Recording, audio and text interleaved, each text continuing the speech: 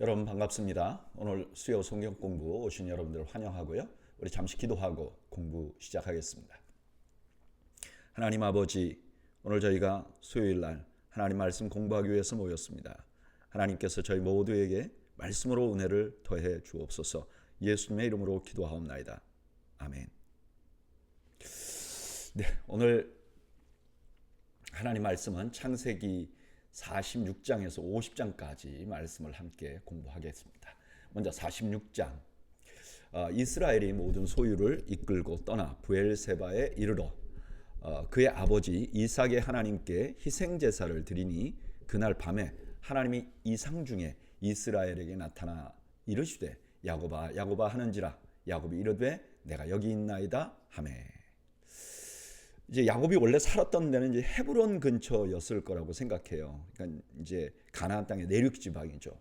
근데 그 브엘세바는 이제 그 가나안 땅에서 애굽으로 내려간다고 하면 이제 이렇게 밑으로 내려가게 되거든요. 그 끝 지역에 있는 어떤 도시 그런 쪽이죠.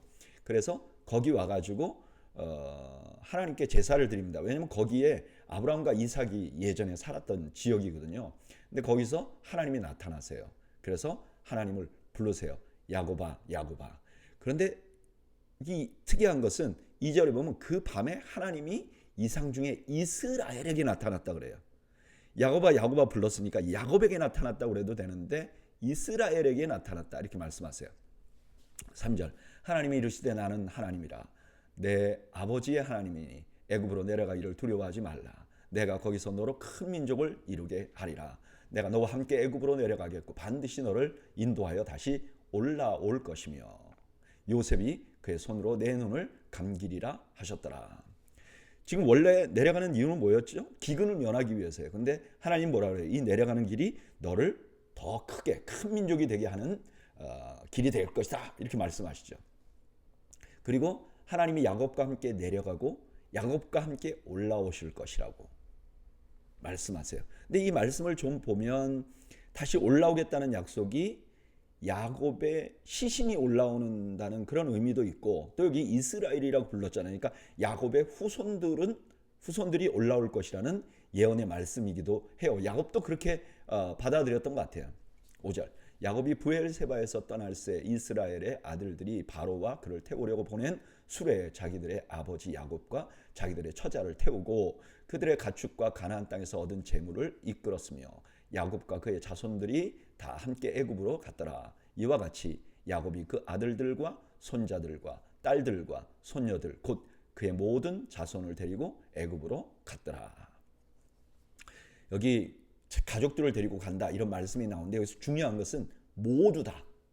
그러니까 야곱의 가족 중에서 가나안 땅에 남겨놓은 사람이 하나도 없다는 거예요. 그러니까 가나안 땅에는 약속의 씨가 지금 하나도 없다는 것을 보여주는 것이죠. 그 다음에 이제 쭉 자손들의 명단이 나와요. 8절부터 쭉 명단이 나와서 27절까지. 근데 27절에 보면 이렇게 말해요. 애굽에서 요셉이 낳은 아들은 2명이니 야곱의 집 사람으로 애굽에 이른 자가 모두 70명이었더라. 여기 70명이라고 말하잖아요. 이 70은 완전수와 연관이 있어요. 그러니까 다 왔다는 것을 의미하기 위해서 70이라는 숫자에 맞춘 거죠. 실제로 숫자를 다 세보면요. 야곱을 제외한 직계 자손이 66명이에요. 거기다 야곱을 포함하면 67명이 되죠. 거기다가 이미 이집트에 있었던 요셉과 두 아들을 포함해서 70명을 만든 거예요. 근데 이 그 구약의 이 말씀을 헬라어로 옮긴 70인역이라는 번역서가 있거든요. 근데 이 번역서에서는 요셉과 야곱을 빼요. 그리고 요셉의 아들을 9명으로 표기합니다. 그래서 75명이라고 기록해요. 그래서 사도행전에 보면 스데반은 75명이라고 말해요. 왜냐하면 스데반은 좀 더 이 헬라어 성경에 조금 더 익숙했기 때문에 그렇게 말씀한 것 같아요. 오늘 본문은 야곱이 애굽으로 내려가면서 브엘세바에서 하나님을 만난 것을 기록합니다. 그리고 그와 함께 내려간 가족들의 이름을 다 기록해요. 저는 이 말씀 묵상하면서 눈에 들어오는 말씀이 있었어요. 그 말씀이 4절이에요. 4절에 보면 이렇게 해요. 내가 너와 함께 애굽으로 내려가겠고 반드시 너를 인도하여 다시 올라올 것이며 요셉이 그의 손으로 내 눈을 감기리라 하셨더라. 하나님께서 야곱과 함께 하시고 함께 내려가고 함께 올라오실 것이라고 약속하세요. 그리고 요셉, 네가 사랑하는 요셉이 너의 눈을 감길 것이다. 이거는 임종을 할 것이다. 이런 의미가 있죠. 그냥 이걸 들으면 어때요? 야곱이 살아서 가나안 땅으로 돌아오고 가나안 땅에서 요셉이 야곱을 이제 임종을 할 것이다. 이런 의미 같이 들리잖아요. 근데 실제로는 야곱이 애굽에서 죽어요. 그리고 요셉이 장례를 해서 가나안 땅으로 올라오게 됩니다. 그런데 이 약속을 광야에 있는 이스라엘의 입장에서 들으면 완전히 다른 의미가 돼요. 지금 이 약속을 받은 사람은 인간 야곱이 아니라 족장 이스라엘이에요. 그래서 성경에서 이스라엘에게 이렇게 말하잖아요. 근데 하나님께서 어떻게 하셨죠? 그 약속을 이스라엘에게 지키셨어요. 그래서 그 후손들을 어떻게 했죠? 출애굽하게 한 거예요. 근데 그 야곱의 무덤이 어디 있냐? 가나안에 있어요. 그러니까 이 사람들에게는 이런 생각이 드는 거죠. 광야에 있는 이스라엘 백성들에게는 우리를 이끌어내셨어. 그러니까 결국 야곱의 무덤이 가나안에 있는 거 보면 우리도 결국 가나안에 갈 것이야. 야곱에게 약속을 지키신 하나님께서 우리에게도 약속을 지키실 것이야. 이런 확신을 주었을 거예요. 근데 저는 이 확신이, 이 약속을 지키시는 하나님의 모습이 저에게도 소망이 됩니다. 로마서 8장 30절에서 33절 보면 이렇게 되어 있어요. 또 미리 정하신 그들을 또한 부르시고 부르신 그들을 또한 의롭다 하시고 의롭다 하신 그들을 또한 영화롭게 하셨느니라. 하나님이 약속하셨어요. 그러면 그렇게 된다는 거예요. 근데 그 다음에 뭐라 그러죠? 그런즉 이 일에 대하여 우리가 무슨 말을 하리요? 만일 하나님이 우리를 위하시면 누가 우리를 대적하리요? 자기 아들을 아끼지 아니하시고 우리 모든 사람을 위하여 내주시니가 어찌 그 아들과 함께 모든 것을 우리에게 주시지 아니하겠느냐? 누가 능히 하나님께서 택하신 자들을 고발하려 의롭다 하신 이는 하나님이시니. 우리를 영화롭게 하겠다고 약속했으니까 그 다음에 이 땅을 살면서 우리를 고발하는 수많은 것으로부터 우리가 넘어질 수 없다는 거예요. 그것 때문에 넘어질 수 없다는 거예요. 왜냐? 우리를 지키시고 보호하셔서 결국 영화롭게 하겠다고 약속하신 하나님께서 그대로 하실 것이기 때문이죠. 그러니까 광야 같은 세월을 사는 우리들에게 소망이 뭐냐? 내가 오늘부터 결심했어. 난 이렇게 해야지. 그래서 내가 이걸 지켜 나가지. 이런 거에 소망이 있는 게 아니라 하나님이 나를 예수님 믿게 하셨잖아요. 그리고 영원한 천국을 약속하셨잖아요. 이 약속을 하나님이 지키실 것이라는 것이 우리의 소망이 되는 거죠. 여러분, 우리 하나님은 그런 하나님이세요. 약속을 하신 것을 반드시 지키시는 하나님. 지금 창세기가 마무리돼 가면서 야곱의 삶에서 드러나고 있는 하나님은 어떤 하나님이냐? 그 약속을 반드시 지키시는 하나님이시라는 거예요. 저는 여러분들이 이 하나님을 신뢰하시는 여러분들이 되시기를 주님의 이름으로 축원합니다. 자, 이제 28절. 야곱이 유다를 요셉에게 미리 보내어 자기를 고센으로 인도하게 하고 다 고센 땅에 이르니 요셉이 그의 수레를 갖추고 고센으로 올라가서 그의 아버지 이스라엘을 맞으며 그에게 보이고 그의 목을 어긋 맞춰 안고 얼마 동안 울매 이스라엘이 요셉에게 이르되 내가 지금까지 살아있고 내가 내 얼굴을 보았으니 지금 죽어도 족하도다. 드디어 야곱과 요셉이 만납니다. 둘은 하염없이 울어요. 아마 이 울음이 요셉에게는 그동안 수없이 고통 속에서 지나갔던 그 세월을 치유받는 시간이 됐을 거예요. 또 뿐만 아니라 야곱에게는 자기 아들을 자기가 편애해서 잊어버렸잖아요.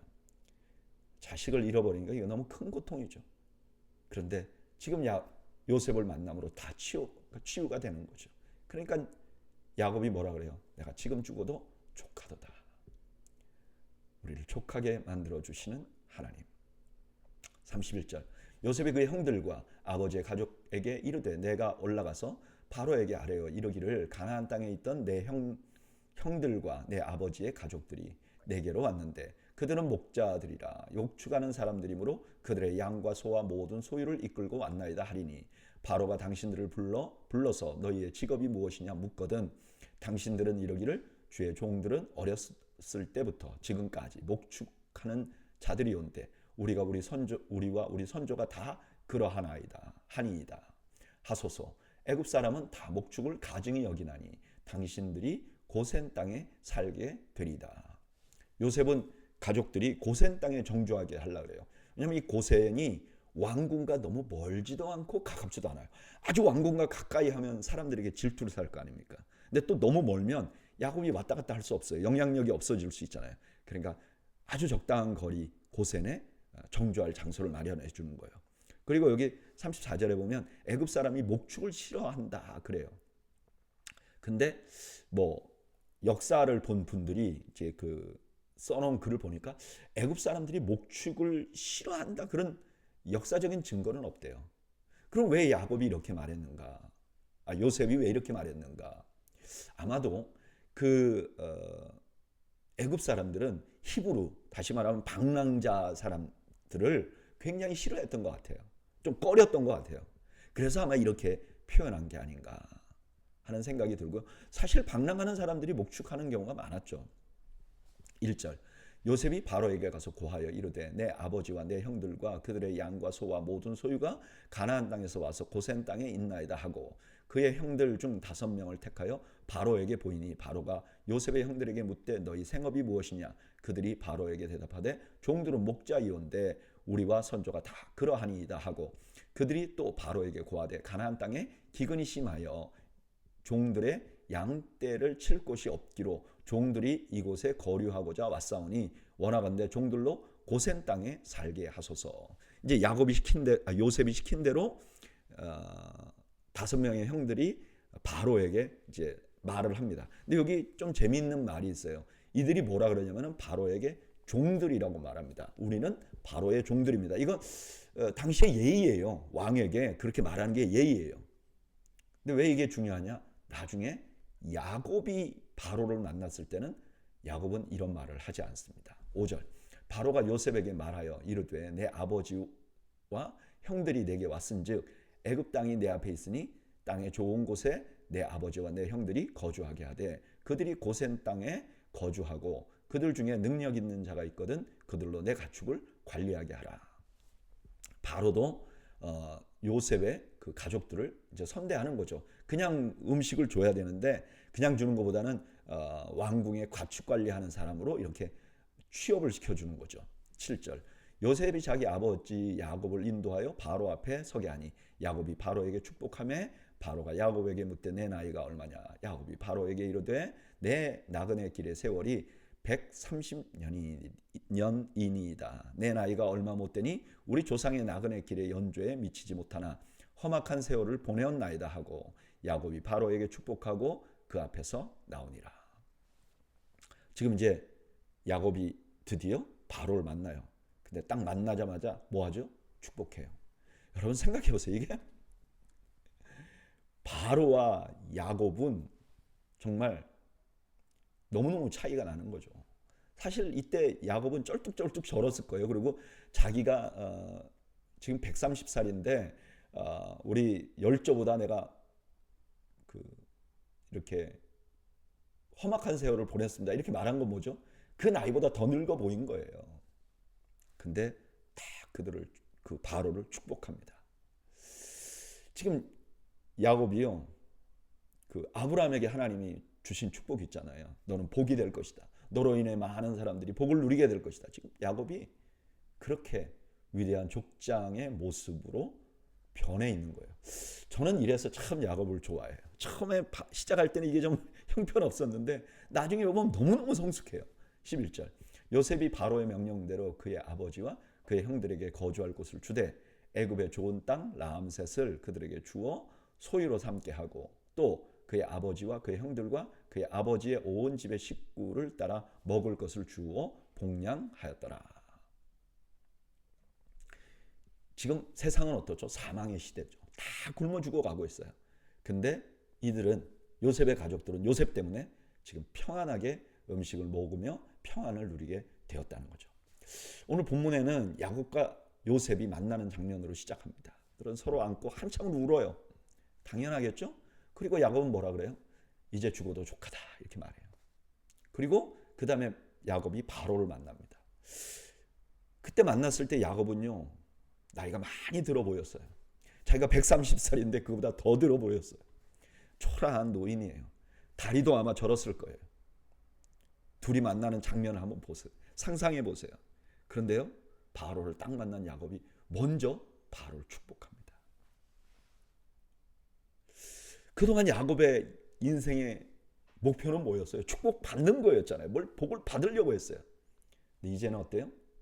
상대방을 축복하는 사람이 된 거예요. 저는 이 모습이 하나님의 백성이 가져야 할 모습이라고 생각합니다. 다른 사람을 복되게 하는 사람, 다른 사람이 잘 되는 것을 기뻐하는 사람. 여러분, 저는 우리 도웨이 교회가 다른 사람을 복되게 하는 교회가 되기를, 다른 교회를 복되게 하는 교회가 되기를 바라고요. 우리 도웨이 교회가 교회 성도들이 다른 사람을 복주는 그런 사람들이 되기를 바랍니다. 여러분들을 인하여 여러분 주변의 사람들이 하나님의 은혜를 누리는 그런 축복을 누리시기를 주님의 이름으로 축원합니다. 그리고 저도 그런 사람이 되고 싶습니다. 이것이야말로 하나님의 백성이 보여줘야 할 모습인 것이죠. 13절, 기근이 더욱 심하여 사방에 먹을 것이 없고 애굽 땅과 가나안 땅이 기근으로 황폐하니 요셉이 곡식을 팔아 애굽 땅의 땅과 가나안 땅에 있는 돈을 모두 거두어 들이고 그 돈을 바로의 궁으로 가져가니 애굽 땅과 가나안 땅에 돈이 떨어진지라 애굽 백성이 다 요셉에게 와서 이르되 돈이 떨어졌사오니 우리에게 먹을 거리를 주소서 어찌 주 앞에서 죽으리이까. 기근이 이제 계속되니까 요셉이 곡식을 팔아서 바로의 궁을 부자로 만들었어요. 16절, 요셉이 이르되 너희의 가축을 내라. 돈이 떨어졌은즉 내가 너희의 가축과 바꾸어 주리라. 그들이 그들의 가축을 요셉에게 끌어오는지라. 요셉이 그 말과 양떼와 소떼와 나귀를 받고 그들에게 먹을 것을 주되 곧 그 모든 가축과 바꾸어서 그 해 동안 먹을 것을 그들에게 주니라. 그 해가 다 가고 새 해가 되매 무리가 요셉에게 와서 그에게 말하되 우리가 주께 숨기지 아니하나이다. 우리의 돈이 다하였고 우리의 가축대가 주께로 돌아갔사오니 주께 내릴 것이 아무것도 남지 아니하고 우리의 몸과 토지뿐이라. 우리가 어찌 우리의 토지와 함께 주의 목전에서 죽으리까. 우리 몸과 우리 토지를 먹을 것을 주고 사소서. 우리가 토지와 함께 바로의 종이 되리니 우리가 종자를 주시면 우리가 살고 죽지 아니하면 토지도 황폐하게 되지 아니하리이다. 곡식을 야곱이 샀잖아요. 근데 이제 나중에 기근이 계속되니까 사람들이 자기 목숨, 그러니까 자기들이 종이 되는 거죠. 바로에게. 그리고 자기 땅도 다 국고화 시켜버립니다. 20절. 그러므로 요셉이 애굽의 모든 토지를 다 사서 바로에게 바치니 애굽의 모든 사람들이 기근에 시달려 각기 토지를 팔았습니다. 땅이 바로의 소유가 되니라. 요셉이 애굽 땅 이 끝에서 저 끝까지 백성을 성읍들에 옮겼으나 제사장들의 토지는 사지 아니하였으니 제사장들은 바로에게서 녹을 받음이라. 바로가 주는 녹을 먹음으로 그들이 토지를 팔지 않았음이었더라. 이제 이렇게 하니까 바로가 그냥 엄청난 부를 가지게 되는 거예요. 그래서 역사를 기록한 사람들이 보면 이때 요셉이 있었을 이때쯤 BC 12세기 이때쯤 애굽이 더 강력한 중앙 집권적인 통치를 하게 됐다는 기록들이 있다고 말합니다.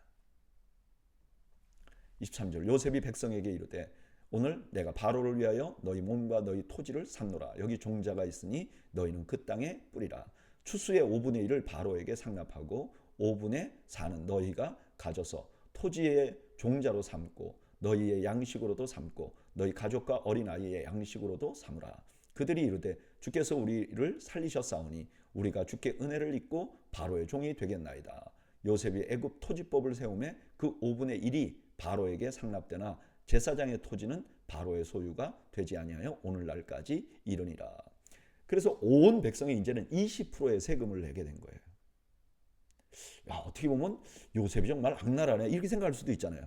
근데 이게 그 당시에 다른 나라들을 보면 보통 이제 자기가 땅을 소유하고 경작을 하게 하면 보통 3분의 1을 가져갔다 그래요. 아니면 반을 가져가거나.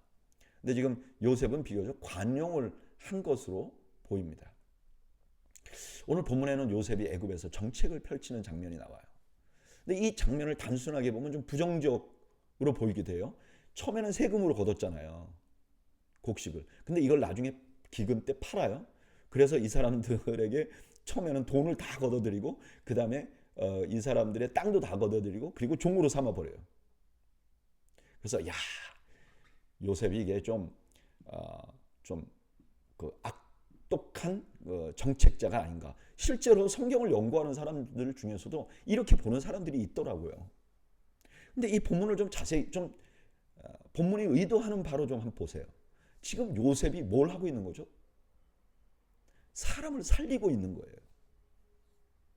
그리고 자신을 등용시켜준 애굽 왕에게 엄청난 부를 선사하고 있는 거예요. 저는 이 말씀 묵상하면서 이 땅의 그리스도인들의 중요한 사명 하나를 봅니다. 그게 뭐냐면 사람을 살리는 거예요. 우리는요, 사람을 살리기 위해서 존재하는 존재들입니다. 물론 사람을 살린다고 하는 것은 그 믿지 않는 사람들을 영적으로 예수님 믿게 하고 그 다음에 영원한 생명을 얻게 하는 것도 포함되죠. 그러나 또 다른 면도 있어요. 낙심하고 절망하는 사람들이 우리로 인해서 용기를 얻고 희망을 주는 사람들이 되는 것도 의미합니다. 여러분, 우리는요, 다른 사람들을 낙심하게 하는 사람들이 아니에요. 다른 사람들을 것을 빼앗아 내가 부유하게 되는 것이 목표가 아니에요. 우리는 그들을 살리는 것이 중요한 사명인 사람들이라는 것을 여러분 잊지 마시기를 바랍니다. 27절, 이스라엘 족속이 애굽 고센 땅에 거주하며 거기서 생업을 얻어 생육하고 번성하였더라. 야곱이 애굽 땅에 17년을 거주하였으니 그의 나이가 147세라. 이스라엘이 죽을 날이 가까우매 그의 아들 요셉을 불러 그에게 이르되 이제 내가 내게 은혜를 입었거든 청하니 내 손을 내 허벅지 아래 넣고 인애와 성실함으로 내게 행하여 애굽의 나를 장사하지 아니하도록 하라. 27절에 보면 하나님이 그 약속을 지키시고 계세요. 하나님이 야곱에게 뭐라 그랬죠? 너 내려가. 거기서 너가 큰 민족을 이루게 될 것이야. 근데 여기 보니까 27절에 생육하고 번성하였다. 하나님이 약속을 지키시고 계시는 거죠. 그리고 이제 야곱이 죽을 때가 가까웠어요. 그래서 요셉을 불러서 요청을 합니다. 그게 뭐냐? 나를 애굽에 장사하지 않게 해달라. 지금 야곱은 이미 하나님께서 자신에게 주신 약속이 자기 당대에 이루어지지 않을 것을 알았어요. 근데 이 사람은 그 약속을 계속해서 신뢰하고 있는 것이죠. 30절, 내가 조상들과 함께 눕거든 너는 나를 애굽에서 메어다가 조상의 묘지에 장사하라. 요셉이 이르되 내가 아버지의 말씀대로 행하리이다. 야곱이 또 이르되 내게 맹세하라 하매 그가 맹세하니 이스라엘이 침상 머리에서 하나님께 경배하니라. 가나안 땅에 장사해달라고 부탁하고 그 다음에 그가 침상 머리에서 하나님께 경배했다. 그 원래 히브리어 의미는 몸을 구부렸다. 근데 뭐 갑자기 침상에서 몸을 구부린다는 게 뭔가? 그래서 우리가 이렇게 해석하는 거죠. 이게 하나님 경배하려면 이렇게 구부려야 되잖아요. 그러니까 이렇게. 정말 문제 많은 야곱. 정말 인간적인 야곱. 그런데 마지막에 한번 보세요. 하나님을 경배하는 사람으로 바뀌어 나아가는 거죠. 48장 1절. 이 일 후에 어떤 사람이 요셉에게 말하기를 내 아버지가 병들었다 하므로 그가 곧 두 아들 므낫세와 에브라임과 함께 이르니 어떤 사람이 야곱에게 말하되 내 아들 요셉이 내게 왔다 하매 이스라엘이 힘을 내어 침상에 앉아 요셉에게 이르되 이전에 가나안 땅 루스에서 전능하신 하나님이 내게 나타나사 복을 주시며. 이제 병들었어요.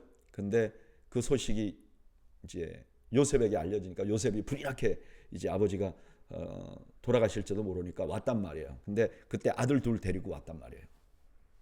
근데 그때 야곱이 요셉에게 첫 마디가 뭐예요? 네, 가나안 땅 루스에서 전능하신 하나님이 내게 나타나셨어. 여기 루스가 베델이잖아요. 야곱이 이렇게 말하는 거죠. 베델에서 하나님이 나에게 나타나셨어. 그리고 복 주셨어. 이 야곱의 요셉의 마음속에 야곱의 마음속에 평생 품고 있었던 것이 무엇인지 지금 보여주는 거예요. 야곱은 살아온 인생이 참 험악했어요.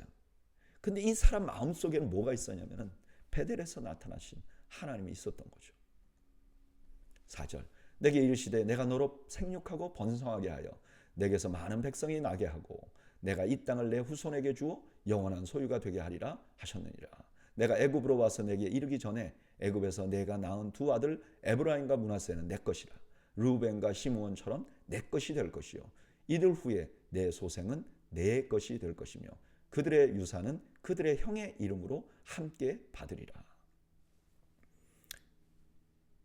야곱이 자기에게 하나님이 주신 그 약속을 다시 한번 말해요. 가나안 땅 줄 것이라고.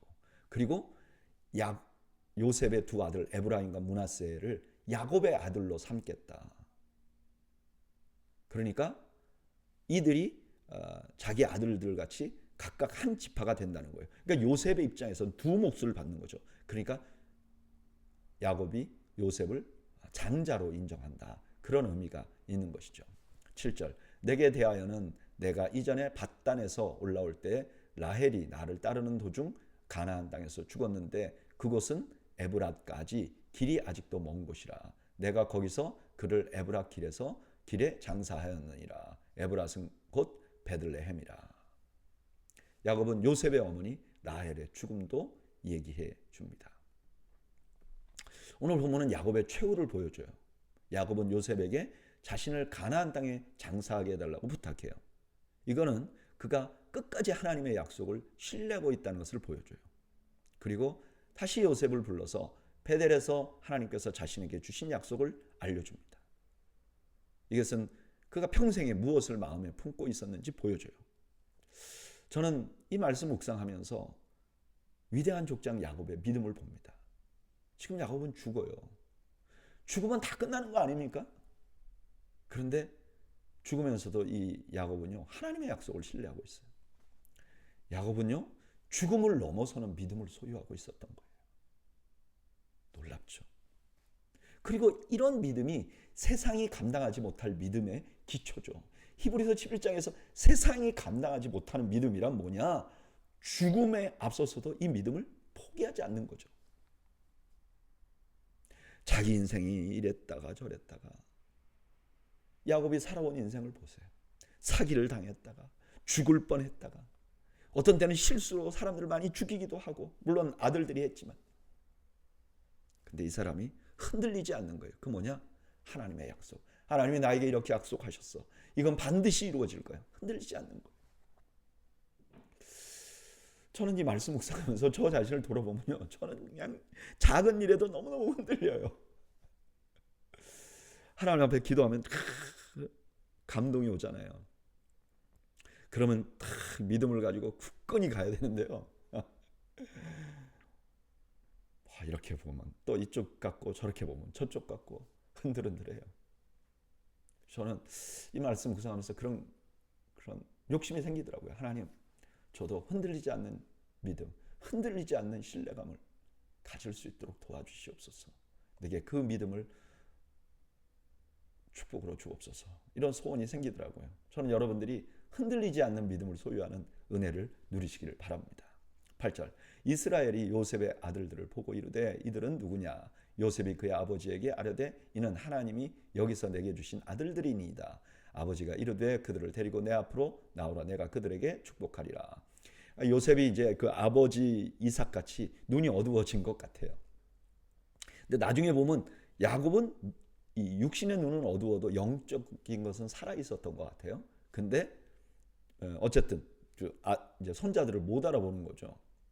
10절 이스라엘의 눈이 나이로 말미암아 어두워져서 보지 못하더라. 요셉이 두 아들을 이끌어 아버지 앞으로 나아가니 이스라엘이 그들에게 입맞추고 그들을 안고 요셉에게 이르되 내가 내 얼굴을 보리라고는 생각하지 못하였더니 하나님이 내게 내 자손까지도 보게 하셨도다. 요셉이 아버지의 무릎 사이에 두 아들을 물러나게 하고 땅에 엎드려 절하고 오른손으로는 에브라임을 이스라엘의 왼손을 향하게 하고 왼손으로는 므낫세를 이스라엘의 오른손을 향하게 하여 이끌어 그에게 가까이 나아가매. 이제 야곱이 공식적으로 축복하겠다 그러니까 요셉이 이제 그 아들로서가 아니라 족장, 이스라엘의 위대한 족장 아버지 앞에 이제 무릎을 꿇고 축복을 받을 준비를 하는데 큰 아들을 오른쪽에 작은 아들을 아버지 입장에서는 왼쪽에 놓았던 거죠. 14절. 이스라엘이 오른손을 펴서 차남 에브라임의 머리에 얹고 왼손을 펴서 므낫세의 머리에 얹으니 므낫세는 장자라도 팔을 엇바꾸어 얹었더라. 근데 야곱이 손을 이렇게 바꾸어 어긋 맞춰서 손을 얹습니다. 마치 이 장면은 예전에 형과 자기가 있었을 때 하나님이 형이 아니라 자기에게 손을 얹는 것처럼 그런 모습을 지금 보여주는 거죠. 15절. 그가 요셉을 위하여 축복하여 이르되 내 조부 아브라함과 아버지 이삭이 섬기던 하나님, 나의 출생으로부터 지금까지 나를 기르신 하나님, 나를 모든 환난에서 건지신 여호와의 사자께서 이 아이들에게 복을 주시며 이들로 내 이름과 내 조상 아브라함과 이삭의 이름으로 칭하게 하시오며 이들이 세상에서 번식되게 하시기를 원하노라. 야곱은 자신의 하나님을 이렇게 소개해요. 아브라함과 이삭의 하나님, 자신을 출생부터 기르신 하나님.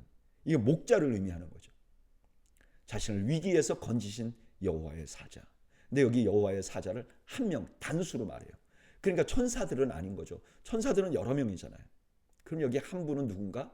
아마도 제2위 하나님, 예수님인 것 같아요. 17절.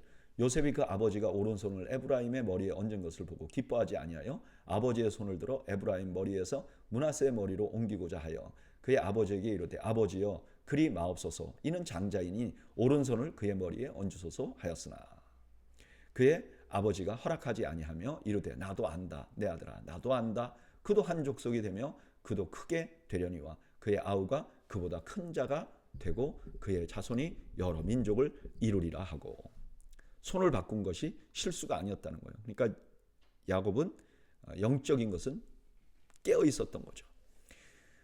20절. 그날에 그들에게 축복하여 이르되 이스라엘이 너로 말미암아 축복하기를 하나님이 내게 에브라임 같고 므낫세 같게 하시리라 하며 에브라임을 므낫세보다 앞세웠더라. 이스라엘이 요셉에게 또 이르되 나는 죽으나 하나님이 너희와 함께 계시사 너희를 인도하여 너희 조상의 땅으로 돌아가게 하시려니와.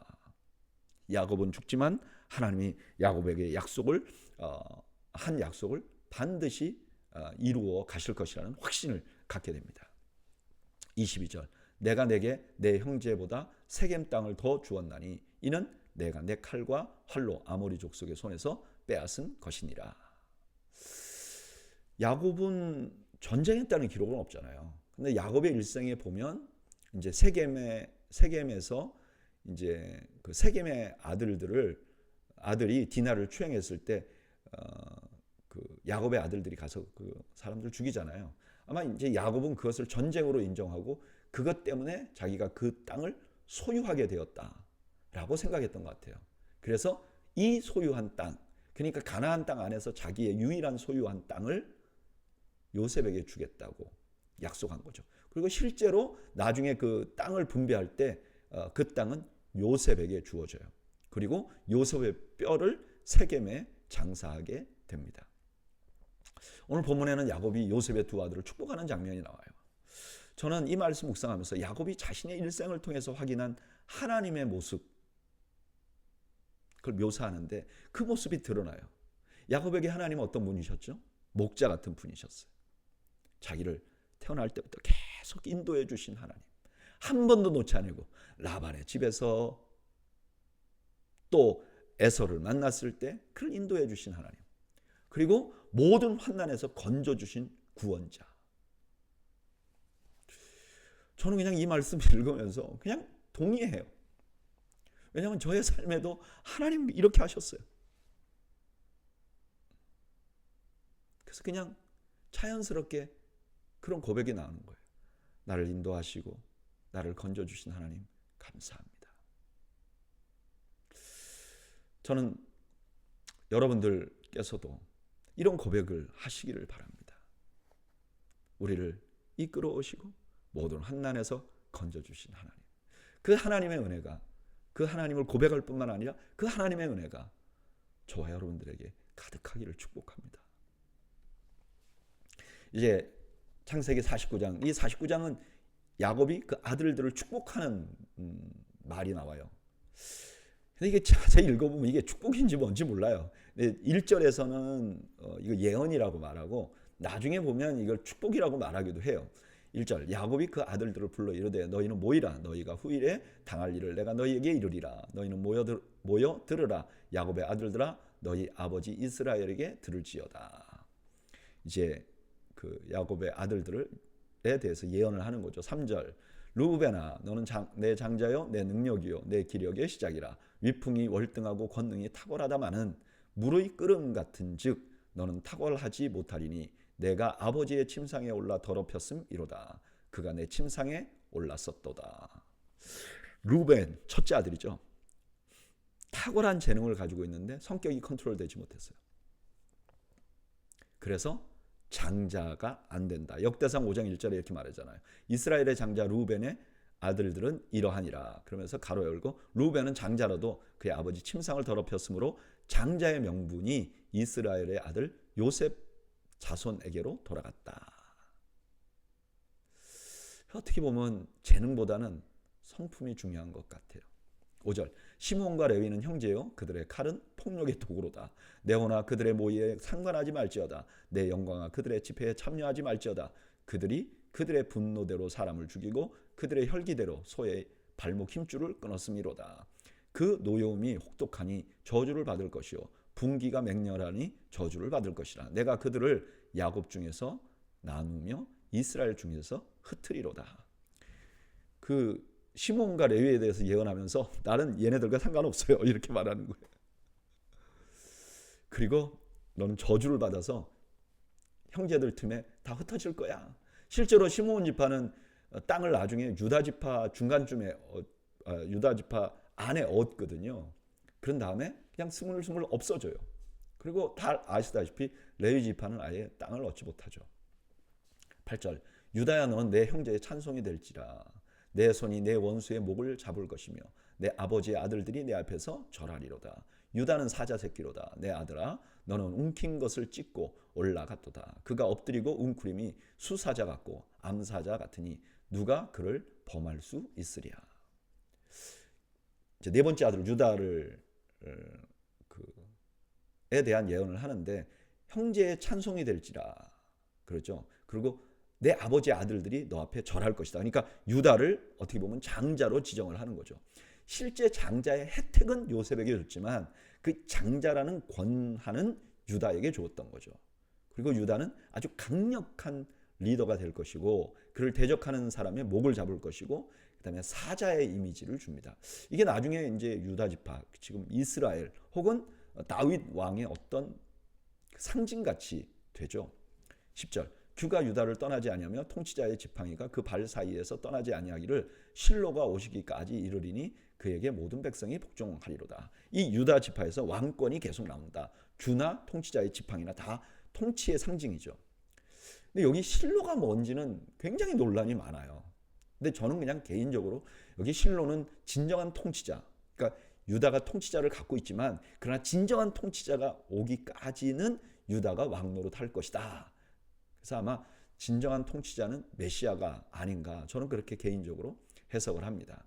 그의 나귀를 포도나무에 매며 그의 암나귀 새끼를 아름다운 포도나무에 매일 것이며 또 그 옷을 포도주에 빨며 그의 복장을 포도즙에 빨리로다. 그의 눈은 포도주로 인하여 붉겠고 그의 이는 우유로 말미암아 희리로다. 이제 나귀는 왕의 짐승이에요. 사사기에 보면 그 사사들이 나귀를 많이 타고 다윗에게도 나귀가 있었다고 말해요. 그러니까 왕권을 계속 가지고 있는데 포도주로 옷을 빨 것이다. 이건 풍요죠. 얼마나 포도주가 흔하면 옷 빨래할 때 그걸 쓰겠느냐 이런 뜻이죠. 13절 스브론은 해변에 거주하리니 그곳은 배 매는 해변이라 그의 경계가 시돈까지리로다. 이사갈은 양의 우리 사이에 꿇어앉은 건장한 나귀로다. 그는 쉴 곳을 보고 좋게 여기며 토지를 보고 아름답게 여기며 어깨를 내어 짐을 메고 앞제 아래서 섬기리로다. 여기 스불론과 이사갈은 나중에 그 바닷가가 아니라 그 갈릴리 호수와 바닷가 사이에 이들이 거해요. 그리고 조그만 땅을 이렇게 받아요. 그럼 뭐 어떻게 해서 시돈까지 거주하냐? 아마 이들은 무역을 했던 것 같아요. 그래서 바닷가에서 뭔가를 구입해서 내륙으로 이렇게 주는. 그래서 이 사람들의 경계가 시돈까지였을 것이다. 그리고 이사갈은 노예 같은 생활을 할 것이다고 예언합니다. 오늘 야곱이 그의 아들들을 축복하는 장면이 나오는데 제일 먼저 루벤에 대하여 예언하죠. 그는 너무나 좋은 재능을 가지고 있지만 자신의 첩을 취하는 등 실수가 많아서 장자가 될 수 없었다. 시몬과 레위가 등장하는데 저주 같은 말을 하죠. 전 부족에게 흩어져 살 것이다. 유다에게는 장자의 예언을 하고 유다 지파에서 왕이 나올 것을 예언합니다. 그리고 스불론은 무역을 하며 지낼 것이라고 말하고 이사갈은 노예 같은 생활을 할 것이라고 예언해요. 근데 저는 이 예언의 말씀 중에 물론 유다도 너무 중요하지만 레위가 눈에 들어옵니다. 레위는요 저주에 가까운 예언을 받아요. 그냥 요셉이 뭐라 그래? 야곱이 뭐라 그래? 나는 너와 함께하지 않을 것이야. 너는 전 지파에 흩어져 살 것이야. 이렇게 말하잖아요. 그래서 누가 봐도 이게 저주예요. 근데 나중에 보면 이게 뭐예요? 그들이 제사장 지파가 되는 거예요. 그러니까 하나님은요 저주받은 레위 지파를 이스라엘 전체를 정결하게 하는 직분을 맡긴 거죠. 저는 이 말씀 묵상하면서 바울의 고백이 생각나더라고요. 바울이 뭐라고 그러죠? 미쁘다 모든 사람이 받을 만한 이 말이요 그리스도 예수께서 죄인을 구원하시려고 세상에 임하셨다 하였도다. 죄인 중에 내가 괴수니라. 괴수 같은 자기를, 죄인의 괴수 같은 자기를 하나님을 위한 사도로 불러주셨다는 것을 지금 고백하는 거잖아요. 이렇게 돌아보면 하나님은요 죄인을 사용하시는 분이세요. 그래서 죄인을 통해서 의인들을 정결하게 하시는, 그래서 그냥 이게 은혜예요. 그게 은혜예요. 저는 그 은혜가 저에게도 임했다고 믿습니다. 감당할 수 없는 구원받은 은혜가 저에게도 임했고 또 목사로 불러주셨고, 목사로 불러주신 것은 제가 정결하게 살았기 때문이 아니에요. 하나님이 죄인을 쓰시기 때문이죠. 저는 죄인을 된 저를 불러주시고 귀한 직분 맡겨주신 하나님께 너무 감사합니다. 그리고 이런 은혜는 우리 모두에게 동일하게 임한 것입니다. 16절 다는 이스라엘의 한 지파같이 그의 백성을 심판하리로다. 다는 길섭의 뱀이요 새길의 독사로다. 말굽을 물어서 그 탄자를 뒤로 떨어지게 하리로다. 여호와여 나는 주의 구원을 기다리나이다. 단지파는 작을 거지만 한 지파 같은 역할을 할 것이다. 그리고 적을 물리치는 강력한 역할을 할 것이다. 그러니까 삼손이 단지파죠. 그리고 나서 야곱이 이렇게 말합니다. 주님 그들을 구원해 주십시오. 아마 단지파가 굉장히 어려운 고난을 또는 적들과 전쟁을 해야 되니까 탄식하며 구원을 선포했는지, 아니면 전체 형제들을 축복하면서 이들을 구원해 달라고 그렇게 말했는지는 분명하지 않지만 어쨌든 그렇게 야곱이 말합니다. 19절 갓은 군대의 추적을 받으나 도리어 그 뒤를 추격하리로다. 아셀에게서 나는 먹을 것은 기름진 것이라. 그가 왕의 수라상을 차리리로다. 납달리는 노인 암사슴이라. 아름다운 소리를 바라는도다. 갓지파는 전쟁에 자주 출전하고 승리하게 될 것이고, 그 다음에 아셀은 풍요롭게 살 것이지만 자신이 왕이 되는 게 아니라 왕을 섬기는 사람이 될 것이고, 납달리는 아름답고 풍요롭게 살 것이다 라고 예언을 하는 거죠. 22절 요셉은 무성한 가지 곧 샘 곁에 무성한 가지라. 그 가지가 담을 넘었도다. 활 쏘는 자가 그를 학대하며 경계심을 가지고 그를 쏘았으나 요셉의 활은 도리어 굳세며 그의 팔은 힘이 있으니 이는 야곱의 젖는 자 이스라엘의 반석인 목자의 손을 힘입음이라. 샘 곁에 가지가 담을 넘는 것은 번영과 큰 영향력을, 담이 있는데 담을 넘으니까 그게 더 큰 영향력을 갖게 될 것이다. 그리고 적들의 공격을 받지만 하나님이 도우실 것이다. 25절 내 아버지의 하나님께로 말미암나니 그가 너를 도우실 것이요 전능자로 말미암나니 그가 내게 복을 주실 것이라. 위로 하늘의 복과 아래로 깊은 샘의 복과 젖먹이는 복과 태의 복이로다. 내 아버지의 축복이 내 선조의 축복보다 나아서 영원한 산이 한이 없음 같이 이 축복이 요셉의 머리로 돌아오며 그 형제 중 뛰어난 자의 정수리로 돌아오리로다. 이제 가장 사랑하는 요셉을 축복하는 거잖아요. 그러니까 하늘의 복과 땅의 샘물의 복, 이건 물이 풍요로운 것이다. 이건 뭐 가나안 땅에서는 이건 절대적인 축복이죠. 그 다음에 젖먹이는 복과 태의 복, 이건 자손의 복이잖아요. 그리고 자기의 축복이 선조의 축복보다 낫다 이렇게 말하는 건 아마 자기가 이제 선조들보다 좀 더 부유하게 살았거나 아니면 자기가 아브라함의 축복, 이삭의 축복을 자기가 다 받았잖아요. 그걸로 너를 또 축복하니까 더 큰 내가 빌어주는 복이 더 크다. 뭐 그런 의미가 있는 것 같아요. 27절 베냐민은 물어뜯는 일이라 아침에 빼앗은 것을 먹고 저녁에 움킨 것을 나누리로다. 이들은 이스라엘의 12지파라. 이와 같이 그들의 아버지가 그들에게 말하고 그들에게 축복하였으니 곧 그들 각 사람의 분량대로 축복하였더라.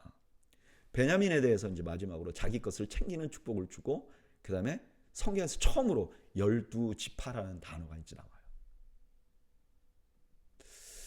오늘 본문은 계속해서 야곱의 아들들의 미래를 예언하는 말씀을 하는 걸 담아요. 단지파, 갓지파, 아셀, 납달리, 요셉, 그 다음 베냐민이요.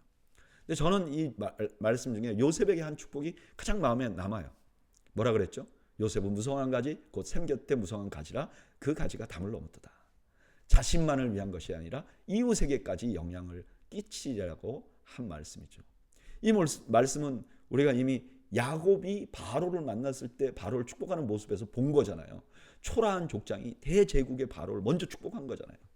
그와 같이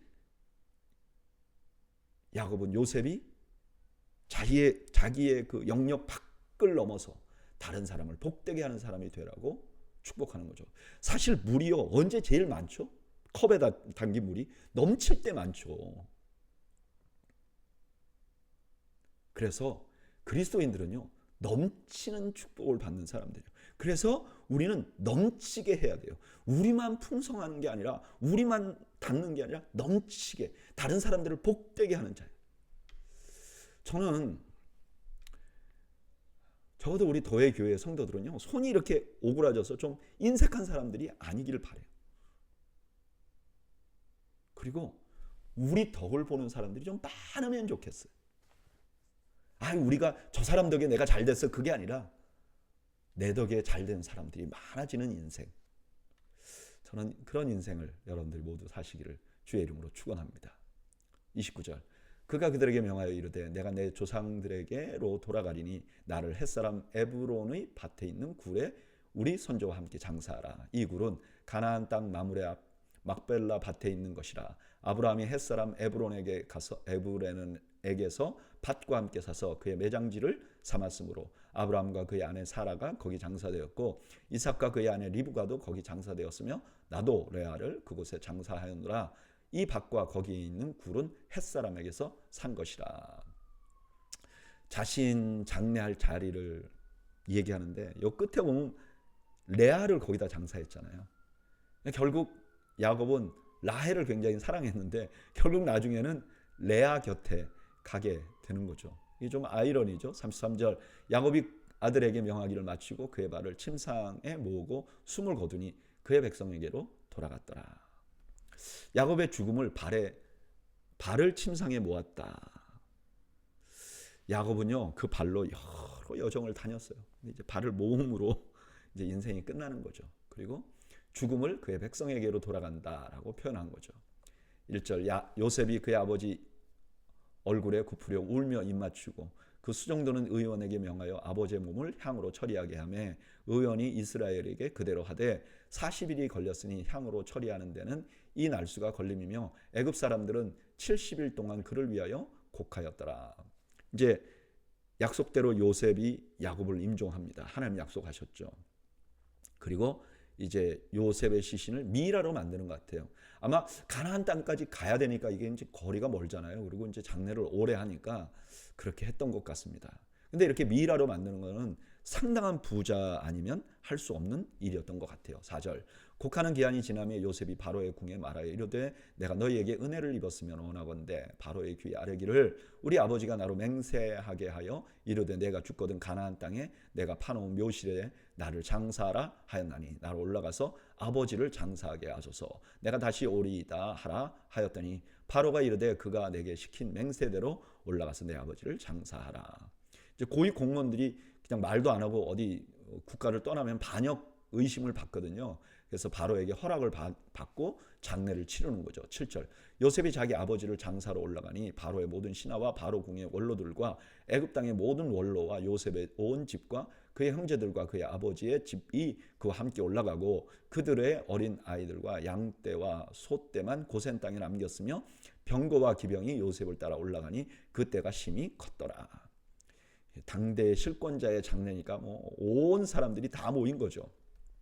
10절. 그들이 요단강 건너편 아닷 타작 마당에 이르러 거기서 크게 울고 애통하며 요셉이 아버지를 위하여 7일 동안 애곡하였더니 그 땅 거민 가나안 백성들이 아닷 마당의 애통을 보고 이르되 이는 애굽 사람의 큰 애통이라 하였으므로 그 땅 이름을 아벨 미스라임이라 하였으니 곧 요단강 건너편이더라. 여기가 어딘지 정확히 몰라요. 고고학자들도 잘 몰라요. 근데 6세기 정도에 그냥 이런 고고학이 정확하지 않을 때 기록을 보면 여기가 아마 여리고와 사이 어디인 것 같다고 말해요. 그러니까 어떻게 보면 이 지역이 나중에 이스라엘 백성들이 가나안 땅으로 들어갈 때 여리고 앞으로 들어가잖아요. 그러니까 아마 그 장소가 아니었을까라고 생각하는 사람들이 많더라고요. 12절. 야곱의 아들들이 아버지가 그들에게 명령한 대로 그를 위하여 따라 행하여 그를 가나안 땅으로 메어다가 마므레 앞 막벨라 밭 굴에 장사하였으니 이는 아브라함이 헷 족속 에브론에게 밭과 함께 사서 매장지를 삼은 곳이더라. 요셉이 아버지를 장사한 후에 자기 형제와 호상꾼과 함께 애굽으로 돌아왔더라. 이제 하나님께서 야곱에게 약속한 것을 다 지킨 거죠. 오늘 본문은 대족장 야곱의 죽음과 장례에 관한 말씀이에요. 여기 가장 중심이 되는 건 뭐죠? 마므레 앞 막벨라 밭에 있는 굴. 야곱은 그가 죽는 순간에도 하나님의 약속을 신뢰했고 하나님은 그 약속을 이루셨어요. 그리고 그 장례 절차를 이렇게 보면요, 고생하고 살았는데 마지막에 천국으로 막 입성하는 것 같은 그런 모습이 나와요. 저는 이게 창세기의 중심 메시지인 것 같아요. 하나님은 약속을 지킨다. 그리고 하나님의 백성은 그 약속을 신뢰해야 된다. 여러분, 하나님의 백성은 어떤 사람이냐? 하나님의 약속을 신뢰하는 거예요. 저는 이 말씀 묵상하면서 그래, 내 남은 여생도 하나님을 신뢰하며 살아야 되겠다. 그게 올바로 사는 것이다. 저는 이런 확신을 다시 한번 갖게 됩니다. 여러분들, 우리 하나님은 약속을 지키시는 하나님입니다. 저는 여러분들이 그 하나님을 신뢰하시기를 간절히 축복합니다. 15절.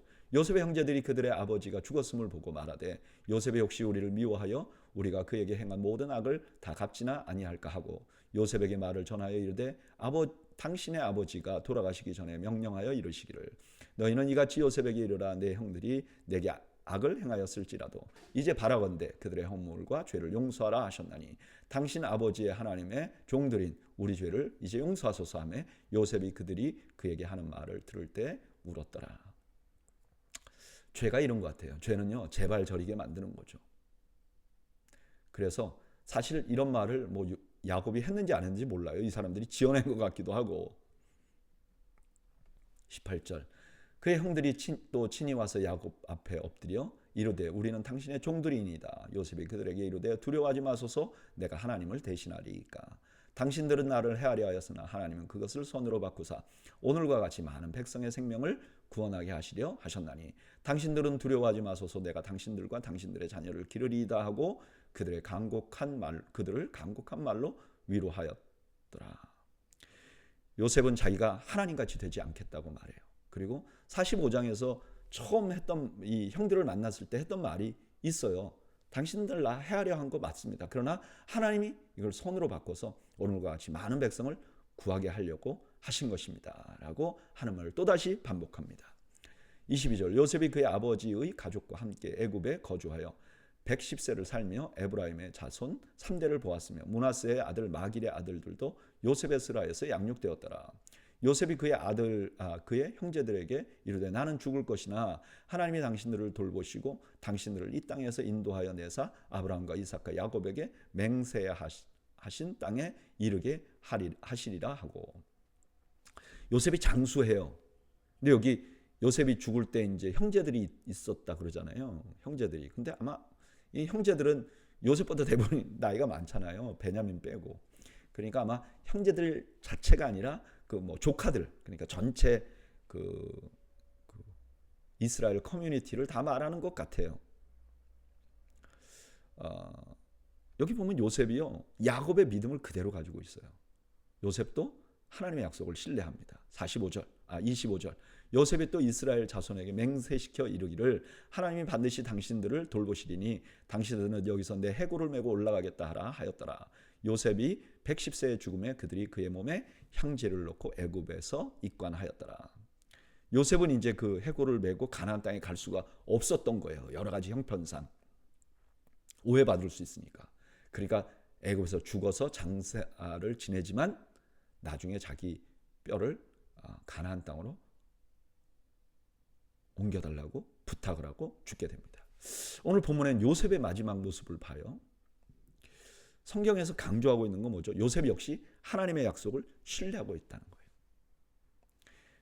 요셉은 애굽에서 가장 높은 위치에 있었어요. 권력과 풍요를 다 가지고 있었어요. 근데 그의 마음속에는 약속의 땅이 있었어요. 그는 그 땅 사람이 아니었어요. 그리고 하나님께서 그를 반드시 가나안 땅으로 옮길 것이라는 확신이 있었어요. 결국 그가 믿는 대로 그는 가나안으로 가게 됩니다. 출애굽기 13장 19절에 보면 출애굽할 때 모세가 요셉의 유고를 가지고 갔다고 말했어요. 그리고 여호수아서 24장 32절에 보면 야곱이 요셉에게 준 그 땅, 세겜 땅에 장사 지내요. 또 이스라엘 자손이 애굽에서 가져온 요셉의 뼈를 세겜에 장사하였으니 하나님의 약속을 이루세요. 근데 저는 이 전체 말씀 묵상하면서 이상하게 19절 말씀이 그냥 마음에 이상하게 남는 거예요. 어떻게 보면 악을 선으로 바꾸신 뭐 이런 말씀이 적용이 될 것 같은데 이번에 이 말씀 묵상하면서 이상하게 19절이 마음에 가는 거예요. 뭐라 그랬죠? 내가 하나님을 대신하리이까. 요셉은 형제들을 압제하고 복수하는 것을 자기가 하나님을 대신하는 일이라고 고백하고 있는 거예요. 제가 왜 이 말씀이 더 마음에 남았는지 잘 모르겠어요. 근데 중요한 것은 우리가 너무 자주 하나님을 대신하는 일을 해요. 마음대로 평가하고 마음대로 정죄하고. 창세기를 마치면서 이상하게 전 두려운 마음이 생겨요. 그리고 이렇게 기도하게 됩니다. 하나님, 내가 하나님을 대신하는 죄를 짓지 않기를 원합니다.